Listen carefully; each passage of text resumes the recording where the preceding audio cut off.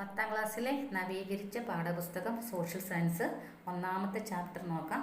Humanism അഥവാ മാനവികത എന്നാണ് ഈ പാഠഭാഗത്തിൻ്റെ പേര്. 14ാം നൂറ്റാണ്ടിൽ യൂറോപ്പിൽ സംഭവിച്ച ചില പരിവർത്തനങ്ങളെക്കുറിച്ചൊക്കെയാണ് ഈ പാഠഭാഗത്ത് പഠിക്കുവാനുള്ളത്. പുസ്തകത്തിലേക്ക് കടക്കാം. ഒരു കോട്ട് കൊടുത്തിട്ടുണ്ട്.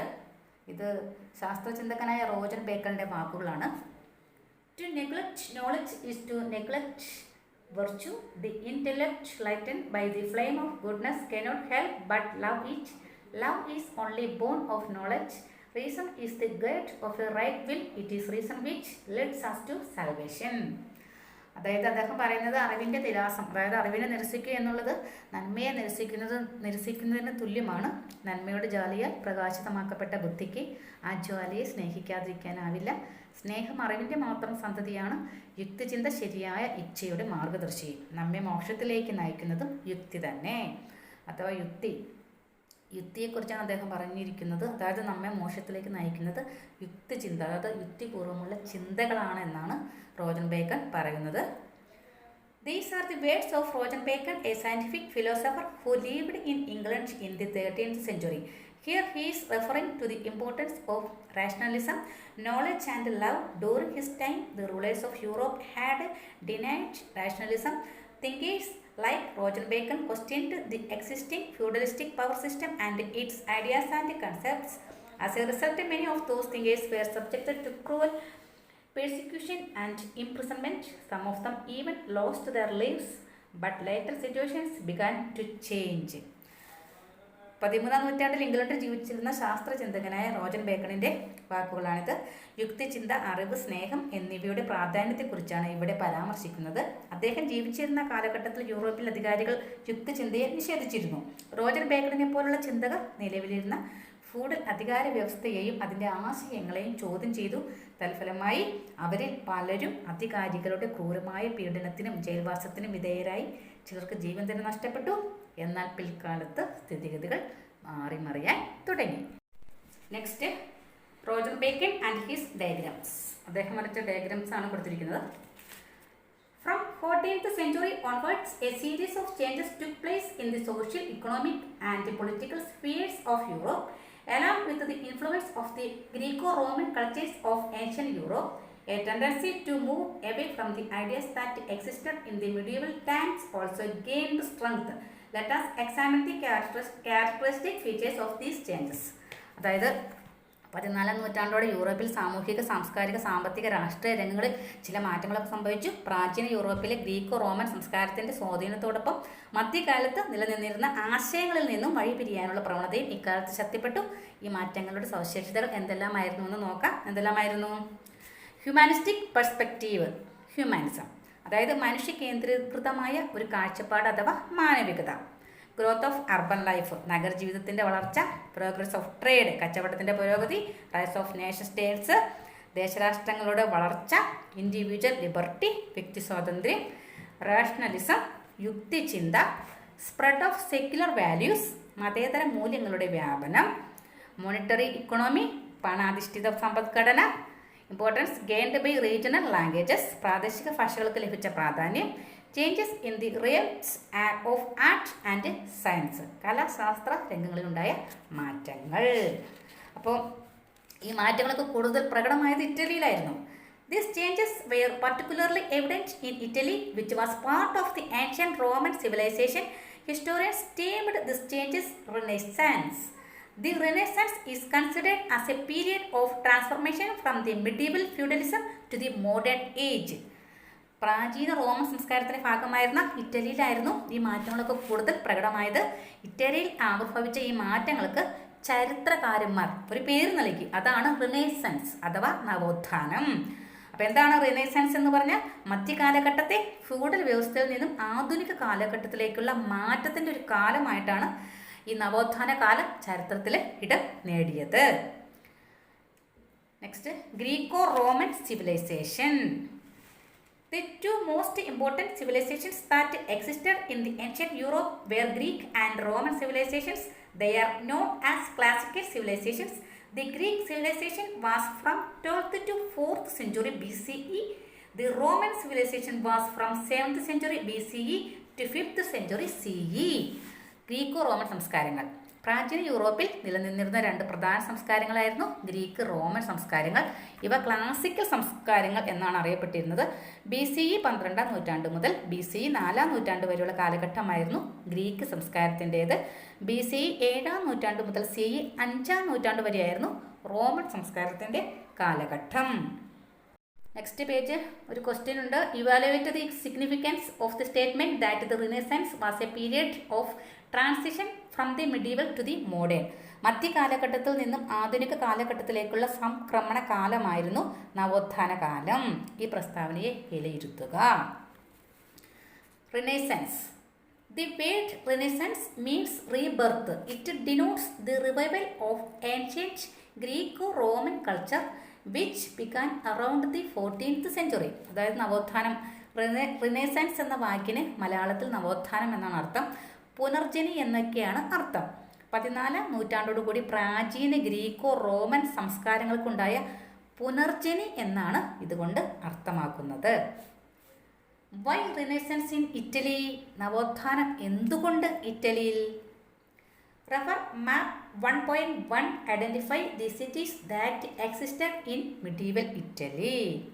തന്നിട്ടുള്ള ഭൂപടം നിരീക്ഷിച്ചിട്ട് അതിൽ നിന്നും മധ്യകാല ഇറ്റലിയിൽ നിലനിന്നിരുന്ന നഗരങ്ങളെ കണ്ടെത്തി എഴുതാനാണ്. 4 എണ്ണമാണ് എഴുതേണ്ടത്. മിലൻ, വെനീസ്, പിസ, റോം, പിന്നെ Bologna, Genoa, Parma, Florence, Rome, Naples. ഇതൊക്കെ മധ്യകാല ഇറ്റലിയിൽ നിലനിന്നിരുന്ന നഗരങ്ങളാണ്. Cities in Italy were different from the rest in Europe. ഇറ്റലിയിലെ നഗരങ്ങൾ യൂറോപ്പിലെ മറ്റ് നഗരങ്ങളിൽ നിന്നും വ്യത്യസ്തമായിരുന്നു. കാരണം എന്താണ്? The reason is that they were more independent, wealthy and dynamic. അവ കൂടുതൽ സ്വതന്ത്രവും സമ്പന്നവും ഊർജ്ജസ്വലവും ആയിരുന്നു. Traders in these cities were well aware about banking and insurance. Some of dum had expertise in technical matters of trade such as bookkeeping. Many of them had become extremely wealthy through trade. ഇവിടങ്ങളിലെ വ്യാപാരികൾ banking, insurance എന്നീ മേഖലകളെക്കുറിച്ച് അറിവുള്ളവരായിരുന്നു. Book keeping പോലുള്ള വാണിജ്യ സാങ്കേതിക വിദ്യകളിൽ അവർക്ക് ഒരു കാര്യക്ഷമത ഉണ്ടായിരുന്നു. അങ്ങനെ കാര്യക്ഷമത കൈവരിച്ചവരും ഉണ്ടായിരുന്നു. അവരിൽ നിരവധി പേര് വാണിജ്യത്തിലൂടെ അതിസമ്പന്നരായി മാറുകയും ചെയ്തിരുന്നു. ഇനി ബുക്ക് കീപ്പിംഗ് എന്താണ്? Detailed recording of the income and expenditure of an establishment on a daily basis is called book keeping. Book keeping is the first step in accounting. അതായത് ഒരു സ്ഥാപനത്തിൻ്റെ വരവും ചെലവും ദിവസവും ക്രമമായി രേഖപ്പെടുത്തുന്നതിനാണ് ബുക്ക് കീപ്പിംഗ് എന്ന് പറയുന്നത്. അക്കൗണ്ടിങ്ങിൻ്റെ ആദ്യ നടപടി എന്ന് പറയുന്നത് ബുക്ക് കീപ്പിംഗ് ആണ്. Next page. The commercialization that occurred in Europe by the 11th century led to the disintegration of the medieval feudal system and the decline of the religious supremacy. This led to the emergence and the domination of the new wealthy class. As a result, several wealthy families also emerged in Italy. They demanded a share in the political power. Let us examine some of these families and their respective cities. 11-ാം നൂറ്റാണ്ടോടെ യൂറോപ്പിലുണ്ടായ വാണിജ്യവൽക്കരണം മധ്യകാല feudal വ്യവസ്ഥയുടെ തകർച്ചയ്ക്കും മതമേധാവിത്വത്തിൻ്റെ ശക്തി ക്ഷയിക്കുന്നതിന് കാരണമായി. ഇത് സമ്പന്നരായ ഒരു വിഭാഗത്തിൻ്റെ ഉയർച്ചയ്ക്കും ആധിപത്യത്തിനും ഇടയാക്കി. വാണിജ്യ പുരോഗതിയുടെ ഫലമായി ഇറ്റലിയിൽ നിരവധി സമ്പന്ന കുടുംബങ്ങൾ ഉയർന്നു വന്നു. ഇവർ രാഷ്ട്രീയ അധികാരത്തിൻ്റെ ഒരു പങ്ക് ആവശ്യപ്പെട്ടു. ഇത്തരത്തിൽ ഉയർന്നു വന്ന കുടുംബങ്ങളും അവ വളർന്നു വന്ന നഗരങ്ങളും ഏതെല്ലാമാണെന്ന് നോക്കാം. Italian families and cities. ഇറ്റാലിയൻ ഫാമിലീസിൽ Medici. Cities Florence, Sforza, Milan, Farnese, Parma, Orsini, Naples, Visconti, Milan. അപ്പോൾ ഇതൊക്കെയാണ് ഇറ്റാലിയിലെ ഫേമസ് കുടുംബങ്ങളും അവ വളർന്നു വന്ന നഗരങ്ങളും. അടുത്ത് നമുക്ക് ക്രുസേഡ്സ് എന്തെന്ന് നോക്കാം. The crusades. The wars fought between believers of Islam and Christianity over Jerusalem, which was considered a holy land by both, are known as the Crusades. The Crusades that took place from the 11th to 13th century had a profound impact on the political, social and economic lives in both Europe and Asia. ക്രുസേഡ്സ് എന്ന് പറഞ്ഞാൽ കുരിശുയുദ്ധങ്ങൾ. എന്തിനായിരുന്നു കുരിശുയുദ്ധങ്ങൾ നടന്നിരുന്നത്? വിശുദ്ധ നാടായി കരുതപ്പെടുന്ന ജെറുസലേമിനായി ഇസ്ലാം മതവിശ്വാസികളും ക്രൈസ്തവരും തമ്മിൽ നടന്ന യുദ്ധങ്ങളാണ് കുരിശുയുദ്ധങ്ങൾ. ഏഷ്യയുടെയും യൂറോപ്പിൻ്റെയും രാഷ്ട്രീയ, സാമൂഹിക, സാമ്പത്തിക ജീവിതത്തിൽ ഇത് നിർണായക സ്വാധീനം ചെലുത്തി. CE 11 നൂറ്റാണ്ട് മുതൽ 13 നൂറ്റാണ്ട് വരെയായിരുന്നു ഇതിൻ്റെ കാലഘട്ടം. The crusades that took place during the medieval period facilitated cultural exchange between the East and the West. Italian cities got acquainted with the cultures, cities and lives of the people in the Eastern world. This accelerated the growth of Italian cities as a result of trade links with the Islamic Empire and the Byzantine Empire. Enormous wealth flowed into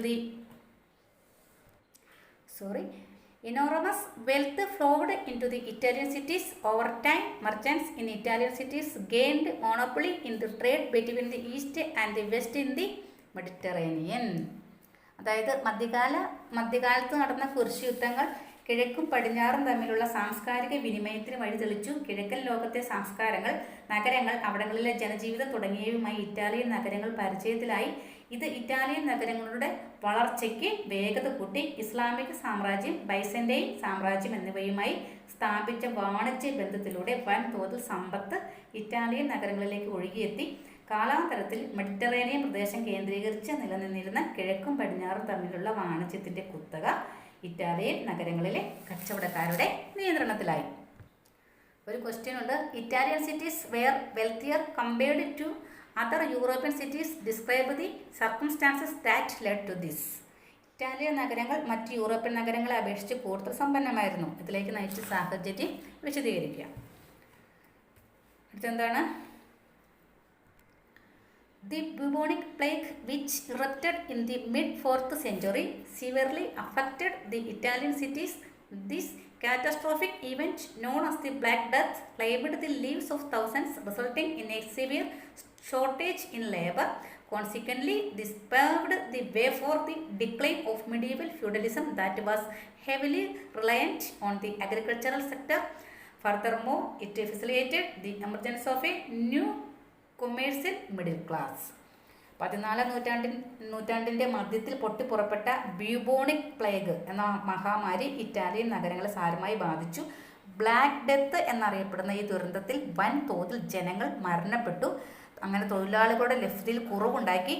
ഇത് കാർഷിക മേഖലയെ ആശ്രയിച്ച് നിലനിന്നിരുന്ന മധ്യകാല feudal വ്യവസ്ഥയുടെ തകർച്ചയ്ക്കും വാണിജ്യ കേന്ദ്രീകൃതമായ ഒരു മധ്യവർഗത്തിൻ്റെ വളർച്ചയ്ക്കും വഴിയൊരുക്കി.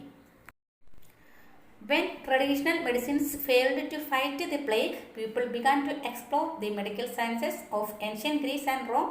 The terrors of the plague prompted human beings to contemplate the fleeting nature of life, seek wellness, and focus on their own well-being. This introspection paved the way for the emergence of humanism. നിലവിലുണ്ടായിരുന്ന മരുന്നുകൾ പ്ലേഗിനെ ചെറുക്കുന്നതിൽ പരാജയപ്പെട്ടു. ജനം പ്രാചീന ഗ്രീസിലെയും റോമിലെയും വൈദ്യശാസ്ത്രത്തെക്കുറിച്ച് കൂടുതൽ പഠിക്കാൻ തുടങ്ങി. പ്ലേഗിൻ്റെ ഭീകരത മനുഷ്യനെ ജീവിതത്തിൻ്റെ നൈമിഷികതയെയും അനിശ്ചിതത്വത്തെയും കുറിച്ച് ചിന്തിക്കാനും സുഖങ്ങളെക്കുറിച്ച് അന്വേഷിക്കാനും തങ്ങളെക്കുറിച്ച് തന്നെ ചിന്തിക്കാനും പ്രേരിപ്പിച്ചു. ഇത് മാനവികതയിലേക്ക് വഴി തുറന്നു. ഹ്യൂമാനിസത്തിലേക്ക് ഇത് വഴി തുറന്നു. ഈ പ്ലേഗൊക്കെ അതിനൊക്കെ ചെറുക്കുന്നതിൽ ഈ നിലവിലുണ്ടായിരുന്ന മരുന്നുകളൊക്കെ പരാജയപ്പെട്ടു. ആ സമയത്താണ് ഈ ആളുകളൊക്കെ ഗ്രീസിലെ റോമിലെ വൈദ്യശാസ്ത്രത്തെക്കുറിച്ച് പഠിക്കാൻ തുടങ്ങിയതും. അതായത് മനുഷ്യൻ്റെ ജീവിതത്തിലെ ക്ഷണികതയെക്കുറിച്ച്, അതായത് നൈമിഷികതയെക്കുറിച്ച്, അതായത് വളരെ ചെറിയൊരു ജീവിതമാണ് മനുഷ്യനുള്ളൂ എന്നൊക്കെ ഉള്ളത് മനുഷ്യൻ ചിന്തിച്ചൊക്കെ തുടങ്ങിയത്. ഒരു ക്വസ്റ്റ്യൻ ഉണ്ട്. Discuss the impact brought about by the outbreak of the plague in 14th century in various fields in Europe. 14 നൂറ്റാണ്ടിൽ പൊട്ടിപ്പുറപ്പെട്ട പ്ലേഗ് യൂറോപ്പിൻ്റെ വിവിധ മേഖലകളിൽ ഉണ്ടാക്കിയ മാറ്റങ്ങൾ ചർച്ച ചെയ്യുക. ക്വസ്റ്റ്യൻ ആൻസർ അടുത്ത വീഡിയോയിൽ തരാം. Next paragraph. The prosperity, political liberty and social unity of the cities fostered civic sense and self-respect among people, revived interest in the concepts of law and order and governance that had flourished in the ancient Roman Empire, began to spread throughout Italy. A section of the population well versed in ancient Roman law and the Latin languages turned their attention to commercial pursuits. This in turn sparked a renewed interest in classical languages, literature, institutions, and antiquity. Each city aspired to become a center of art and literature. Under the patronage of rulers and clergy, people sought out, collected, and preserved the remnants of ancient Rome, including paintings, manuscripts, and architectural remains. The rulers realized that rather than waging walls, commissioning grand buildings, and fostering art and literature would be a better way to leave a lasting legacy in the minds of the people. നഗരങ്ങളിലെ സമ്പത്ത്, രാഷ്ട്രീയ സ്വാതന്ത്ര്യം, സാമൂഹിക ഐക്യം തുടങ്ങിയവ ജനങ്ങളിൽ പൗരബോധവും ആത്മാഭിമാനവും വളർത്തി. പ്രാചീന റോമ സാമ്രാജ്യത്തിൽ നിലനിന്നിരുന്ന ക്രമസമാധാന ഭരണകൂടം എന്നിവയെ സംബന്ധിച്ച ആശയങ്ങൾ ഇറ്റലിയിൽ പ്രചരിച്ചു. പ്രാചീന റോമൻ നിയമങ്ങളിലും ലാറ്റിൻ ഭാഷയിലും പാണ്ഡിത്യമുണ്ടായിരുന്ന വിദ്യാസമ്പന്നരായ ഒരു വിഭാഗം വാണിജ്യ പ്രവർത്തനങ്ങളിൽ ഏർപ്പെട്ടിരുന്നു. തൽഫലമായി പ്രാചീന ഭാഷ, സാഹിത്യം, സ്ഥാപനങ്ങൾ, പൗരാണികത എന്നിവയിൽ ഇവർക്ക് താല്പര്യം ജനിച്ചു. ഓരോ നഗരവും കലയുടെയും സാഹിത്യത്തിൻ്റെയും കേന്ദ്രങ്ങളാകാൻ ആഗ്രഹിച്ചു. പ്രാചീന റോമാ നഗരത്തിലെ ചിത്രങ്ങളും കയ്യെഴുത്തു പ്രതികളും കെട്ടിടാവശിഷ്ടങ്ങളും രാജാക്കന്മാരുടെയും പുരോഹിതരുടെയും നേതൃത്വത്തിൽ കണ്ടെടുത്ത് സംരക്ഷിക്കപ്പെട്ടു. കെട്ടിടങ്ങൾ നിർമ്മിക്കുന്നതും കലയെയും സാഹിത്യത്തെയും പ്രോത്സാഹിപ്പിക്കുന്നതും യുദ്ധങ്ങളെക്കാൾ തങ്ങളെ ജനമനസ്സിൽ അനശ്വരരാക്കുമെന്ന് രാജാക്കന്മാർ കരുതി. നെക്സ്റ്റ് പാര. Wealthy patrons beautified their parish churches and actively promoted the construction of monasteries and numerous as well as cathedrals in Italian cities such as Florence, Milan, Rome, and Venice. Patronage of the arts was considered a civic responsibility. സമ്പന്നരായ ആളുകൾ തങ്ങളുടെ ഇടവക ദേവാലയങ്ങൾ മോടി പിടിപ്പിക്കുകയും സന്യാസി മഠങ്ങൾ, സന്യാസിനി മഠങ്ങൾ, കത്തീഡ്രലുകൾ എന്നിവയുടെ നിർമ്മാണത്തെ പ്രോത്സാഹിപ്പിക്കുകയും ചെയ്തു. ഫ്ലോറൻസ്, മിലാൻ, റോം, വെനീസ് തുടങ്ങിയ ഇറ്റാലിയൻ നഗരങ്ങളിൽ കലാകാരന്മാരെ പ്രോത്സാഹിപ്പിക്കുന്നത് പൗരധർമ്മമായി കണക്കാക്കപ്പെട്ടു. 1453 തുർക്കികൾ കിഴക്കൻ റോമ സാമ്രാജ്യത്തിൻ്റെ തലസ്ഥാനമായിരുന്ന കോൺസ്റ്റാന്റിനോപ്പിൾ പിടിച്ചെടുത്തു.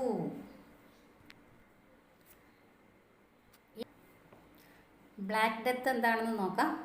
The Black Death is the epidemic that ravaged Europe between 1347 and 1351. Black boils appeared on those who were affected by the disease. That is why the disease is known as Black Death. This epidemic spread through the flares carried by rats that reached European ports via merchandise ships. 1347 1351 ഇടയിൽ യൂറോപ്പിനെ തകർത്തെറിഞ്ഞ plague എന്ന മഹാമാരിയാണ് black death എന്ന് വിശേഷിപ്പിക്കുന്നത്. രോഗം ബാധിച്ചവരുടെ ശരീരത്തിൽ കറുത്ത കുമിളകൾ രൂപപ്പെട്ടിരുന്നു. ഇതിനാലാണ് ഈ ദുരന്തം കറുത്ത മരണം എന്നറിയപ്പെട്ടത്. വാണിജ്യത്തിനായി വന്ന കപ്പലുകളിലൂടെ എത്തിയ എലികളിലെ ചെള്ള് വഴിയാണ് യൂറോപ്പിൽ പ്ലേഗ് പടർന്നു പിടിച്ചത്. A colonial perspective of European renaissance. European നവോത്ഥാനം ഒരു കൊളോണിയൽ കാഴ്ചപ്പാട്. Several arguments have emerged of late challenging the conventional view that the Renaissance originated in Europe. Works like Stolen Legacy by George James, Black Athena, The Afro-Asiatic Roots of Classical Civilization by Martin Burnell present alternative perspectives. They are of the view that colonial historians have perpetuated a Eurocentric narrative portraying Europe as the sole hub of civilization. They dismissed the contributions of other cultures.